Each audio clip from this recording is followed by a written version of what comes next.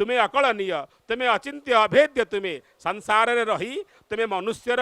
स्वरूप नहीं मानवीय लीलारे प्रत्येकटी मुहूर्त अनेक लीला विलास को प्रख्यापित करुथिला बेले हे भगवान बलभद्र तुमर जय हो। तुमर ये श्वेत शुभ्र रूप प्रत्येकटी मुहूर्त रे प्रत्येकटी प्राणीर हृदय रे से स्निग्धता को द्योतन करू, से शुभ्रता को चिंतन करू। हे महाबाहु तुमर कलना नहीं, तुमर इयत्ता नहीं, तुमको आम तुमर स्वरूप रही से अद्भुत व्यंजना। इटी शब्द समूह माने प्रार्थना करती जो शब्द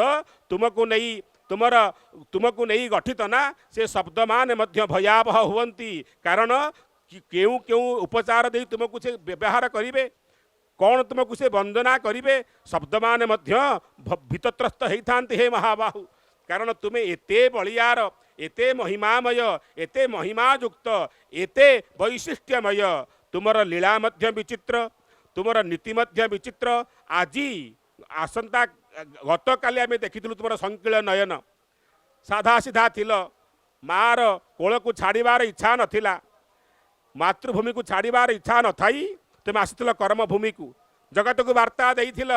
कर्म क्लांत शरीर किभली जीवन अने जदेकम मनसो जबीयो किभली आमको जिजी विषेद शतम नराहा कर्म करबा पई बंचिबा पई पड़िबो। तेणु कर्मभूमि को तुम प्रत्यावर्तन करिथिल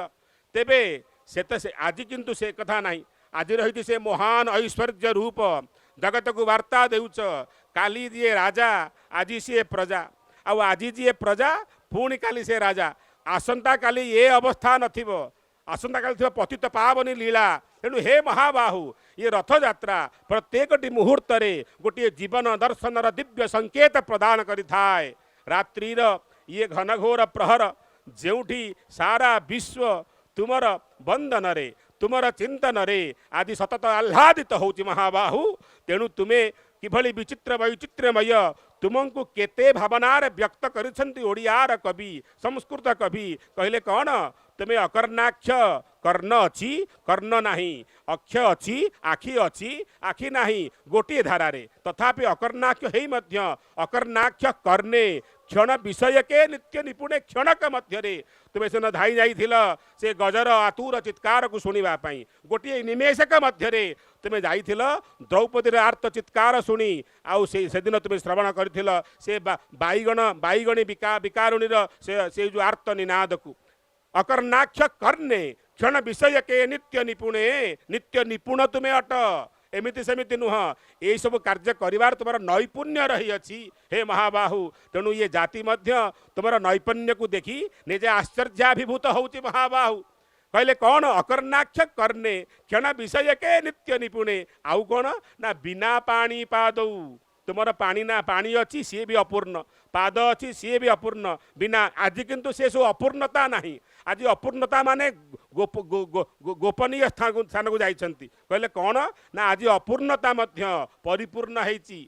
कहले कौन तुम्हें होच गोपनीय बपु, तुम बपु को के कही ऋषि माने हुवंतु ब्रह्मर्षि माने हुवंतु तुमर अद्भुत बपु को वर्णना करिवार क्षमता काहर नहीं। कवि सम्राट उपेंद्र भंज कहले कौन गहन तोकारी माँ गर्ग जानती सीमा गणने गबी के भेदीव गिर्बाण चूड़ामणि गुहानंदी सर्वाणी गुप्ताष्ट चक्रे जेवासेभ्य हे नीलाद्रीश गणनायक वंद्य हरि गणनायक वेशधरी। तेणु तुम्हें हूँ गहन गहनाति गहन जहाँ को आहरी स्पष्ट भाव में कलम कले सामंत चंद्रशेखर कहले ये किछि गहन नुह, ये हूँ ये पूर्ण खाली पूर्ण नुहंती ये पूर्णरु मध्य पूर्णाति पूर्णोत्तम। तेणु हे महाबाहु आमे तो देखु तुमर से अवयव से परिपूर्ण रूप आज देखुचु आमे। गत काली ये अवस्था तुमर नथिला आसंता काली मध्य नथिब किंतु तुम्हें किभली परिपूर्ण महाबाहु पूर्णाति पूर्णोत्तमम आउ तुम्हें हूँ भूषणानाम भूषणम समस्त भूषण मांग तुम्हें हूँ भूषण। तेणु हे महाबाहु केते शब्द आज आंदोलित होची मनरे जेतेबेले से आर्त चित्कार करथिला गज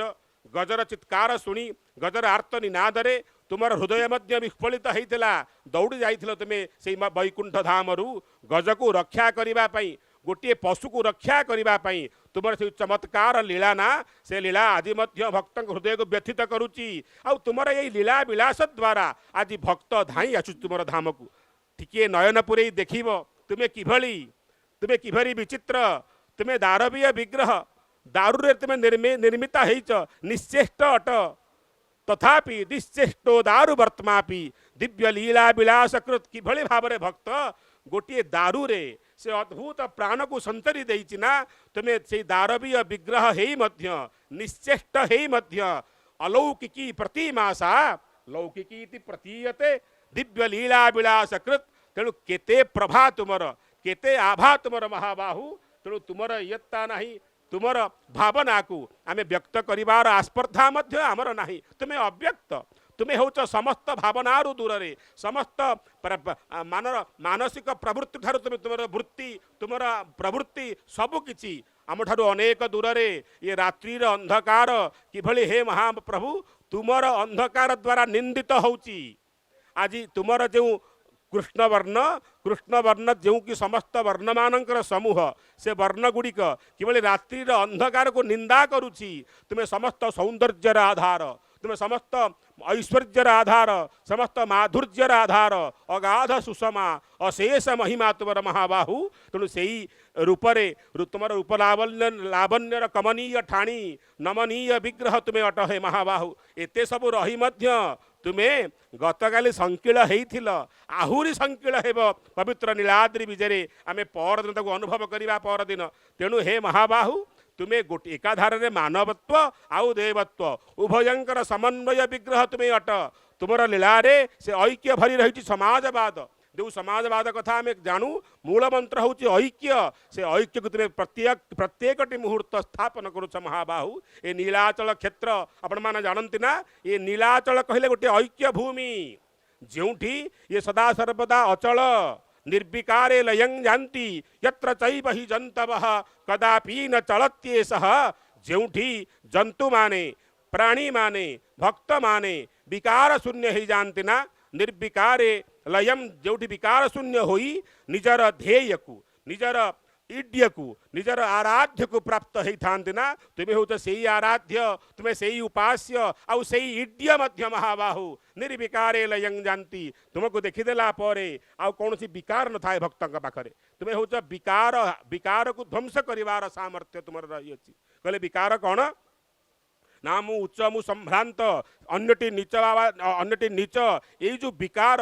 छ गोटे विकार आम पाखे रही अच्छी जायते अस्थि वर्धते अपक्षीयते विपरिणमते अपक्षीयते विनश्यति छटा विकार तेणु ये छ भाव विकार रु तुम्हें अनेक दूर रे महाबाहु आउ गोटे कथा आम श्रवण करू हे महाबाहु तुम्हें शब्द द्वारा वंदित हुओ ना शब्दर छटा तुमको बस कर तुम्हें हूँ शब्द ठार अनेक दूर रे यही कथा तुम्हें गज गज स्तुति रे निजे कहीअछ तुम्हें हूँ तुम्हें मन ठार आहुरी तीव्रतर आउ शब्द द्वारा तुम्हें धरा दियो ना हे महाबाहु केवल भाव आउ केवल भाव केवल प्रेम आउ केवल प्रेम हे महाबाहु प्रेमामृतिकाश्रयम प्रेम अमृत द्वारा तुम्हें सारा जगत को आज प्रेमामृत द्वारा आप्लुत करुथिबा बेले भक्त मध्य तुमर स्वरूप को गोटे प्रेमर खंड स्वरूप प्रेमर जेभली नभमंडल में देखू वर्षा खंड तुम्हें हूँ प्रेमर खंड जहाँ ठारे भरी रही प्रेम नख ठारू शिखा पर्यंत से प्रेममयता तुम्हें प्रेमर प्रभु तुम्हें प्रेमर ठाकुर महाबाहु आज प्रेमरे सारा जगतर समस्त आर्त को समस्त दुख को ध्वंस करुच महाबाहु